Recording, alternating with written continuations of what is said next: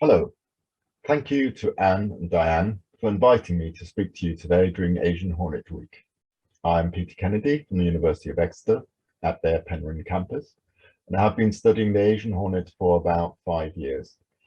Anne asked me to introduce you to this hornet, as well as cover some of the research being done to understand the threat it poses to biodiversity, all in about half an hour, so quite a challenge.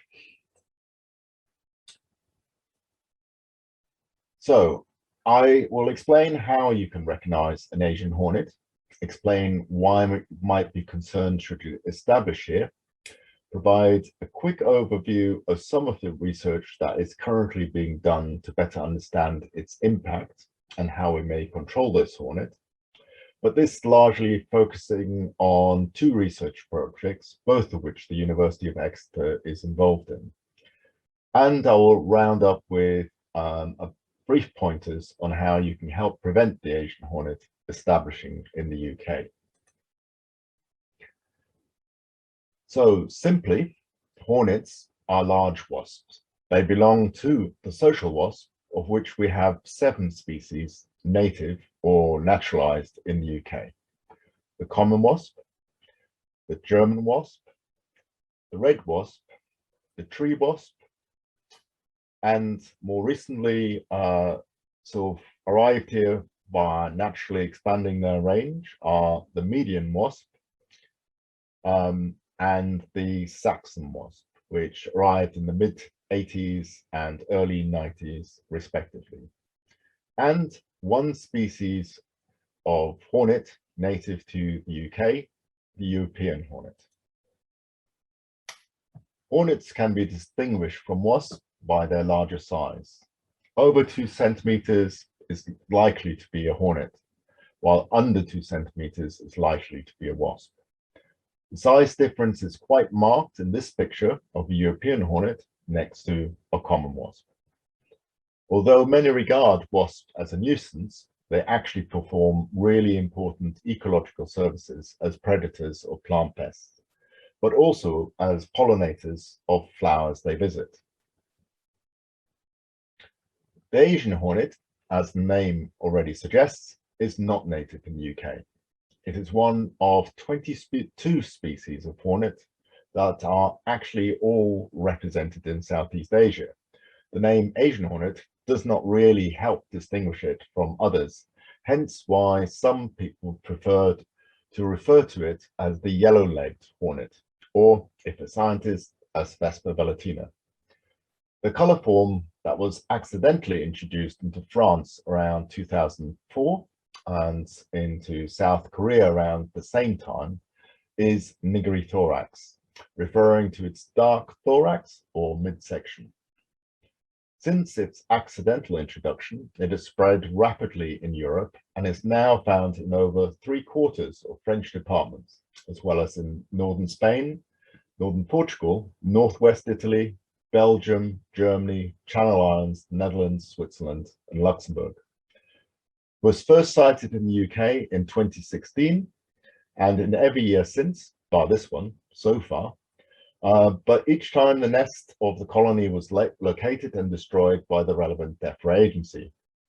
This year, a single individual was also accidentally introduced into Ireland, but was already dying when found.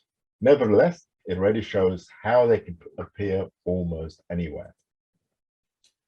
Although the Asian hornet is shaped like all social wasps are, it does look significantly different from our native species on closer inspection. Overall, it gives a much darker impression and doesn't have the same classic yellow abdomen with dark bands. Its head is black with an orange face, while our native hornet has a yellow and brown head. The Asian hornet has a very dark or black thorax, while our native hornet is reddish brown. The Asian hornet has yellow feet versus the red-brown of our native European hornet. And the abdomen is mainly dark or black with a wide yellow-orange band on the 4th segment, while our European hornet has a mainly yellow abdomen with dots and stripes we commonly associate with our native wasps.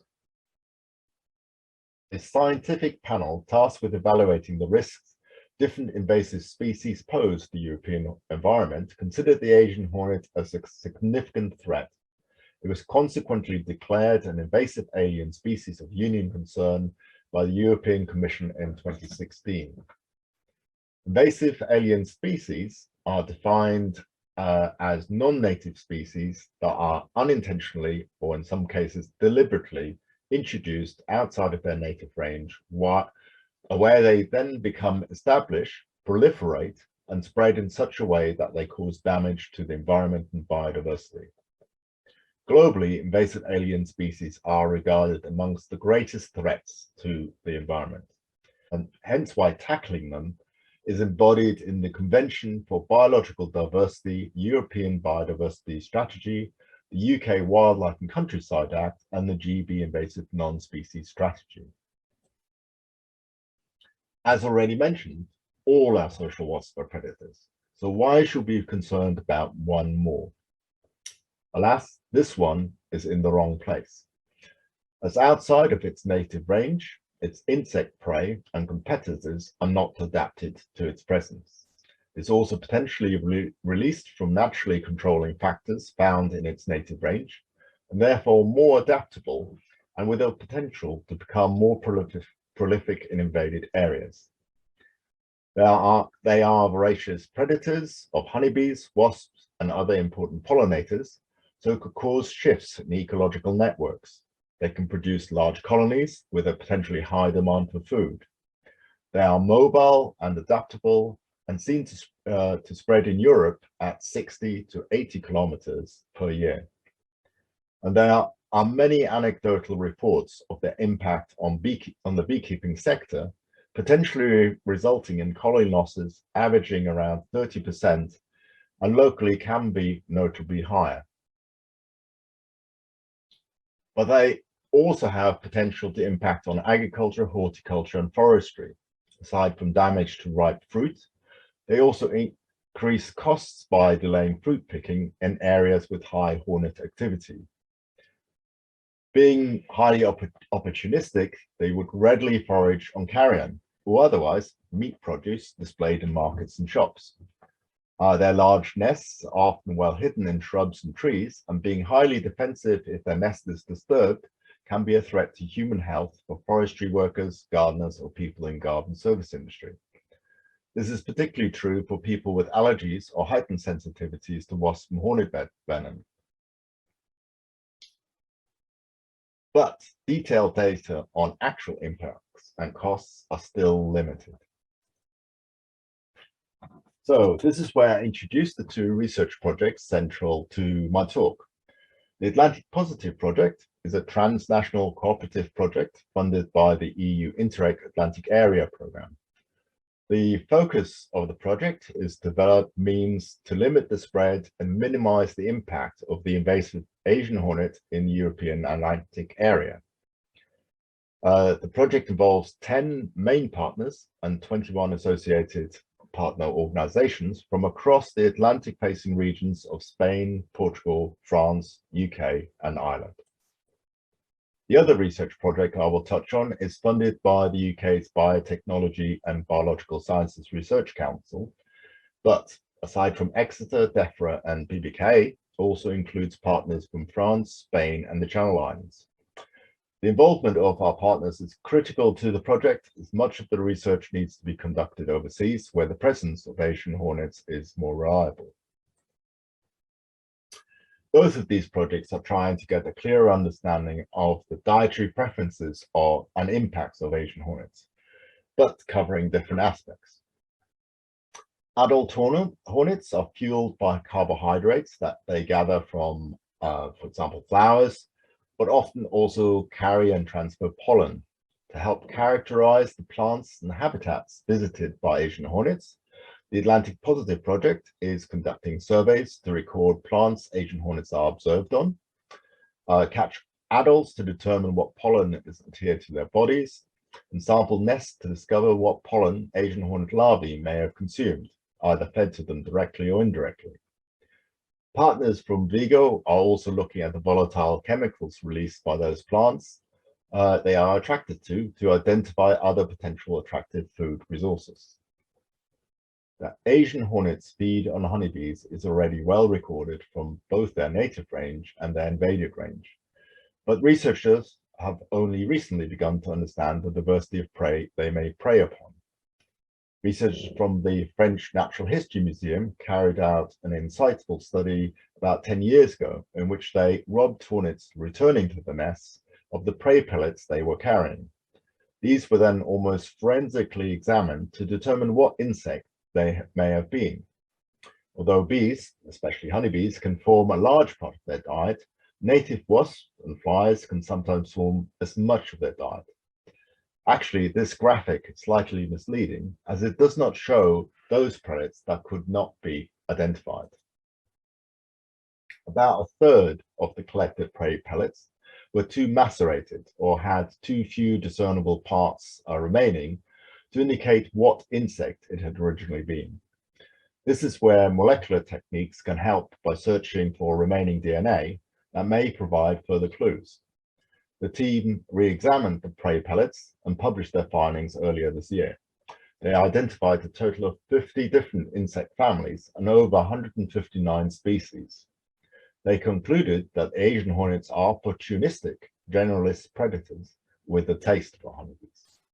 But this study was actually geographically limited, with most of the samples coming from just 4 nests within 20 kilometers of one another. So under the BBSRC project, the University of Exeter is aiming to look at patterns across broader geographical environmental ranges. Together with our partners, we collected samples from over 40 nests last year and are continuing to collect more samples this year. Rather than prey pellets, where 1 pellet equals 1 insect, we will be analyzing the prey DNA in the guts of hornet larvae as a more extensive record of various recent meals. This work is well underway, with molecular methods being refined and collected samples soon to be analyzed.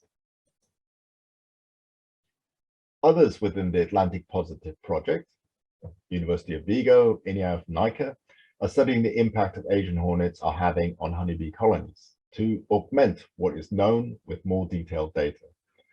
To this end, they are utilizing hive monitoring technologies to compare colonies in apiaries with different environmental conditions, different predation pressure, and different beekeeping and hornet management strategies.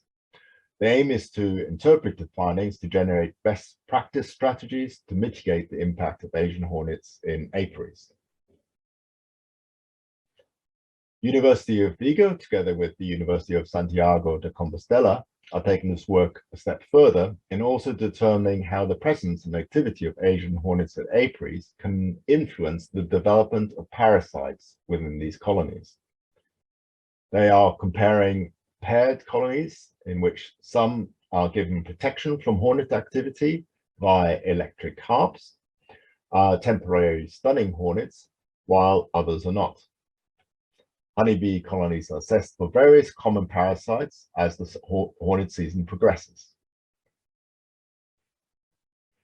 University of Santiago de Compostela are also collaborating with partners in Spain, Portugal, and France, and the Channel Islands to catalogue parasites found in both invasive Asian hornets and native wasps and bees.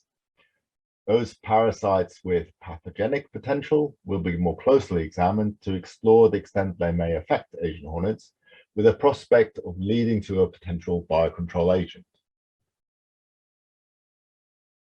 But we are also interested in how Asian hornets affect other insects. University of Exeter have started an experiment this year in Galicia in which they explore to what extent Asian hornets are also attracted by bumblebee colonies. A total of 36 colonies will be placed across 12 sites, varying in general hornet activity. Each colony will be observed directly, but also by strategically placed cameras to capture both the foraging activity of the bumblebees and the potential interaction between hornets and bumblebees at their colonies. The work is in progress at this moment in time, so results still pending. How Asian hornets can influence flower-visiting insects has already received some attention. This need not be by preying on them, but can just be by disturbing their flower visiting behavior. For example, Tan et al. 2013 found that the presence of an Asian hornet near a flower reduced foraging visits and residence time by honeybees. Rogers Noza and Cavino Cancella produced similar results when observing free-moving hornets foraging around flowering mint. Other flower visitors dispersed, reducing numbers of visiting species and individuals, and reduced the frequency and time of visits. University of Vigo and University of Exeter are continuing some of this work on flowering ivy. Video cameras and observations of ivy patches with high or low hornet activity are being analyzed using video analysis software to compare time budgets by different flower visitors. Early results indicate a high proportion of flies, including hoverflies, being targets of hunting behavior at ivy.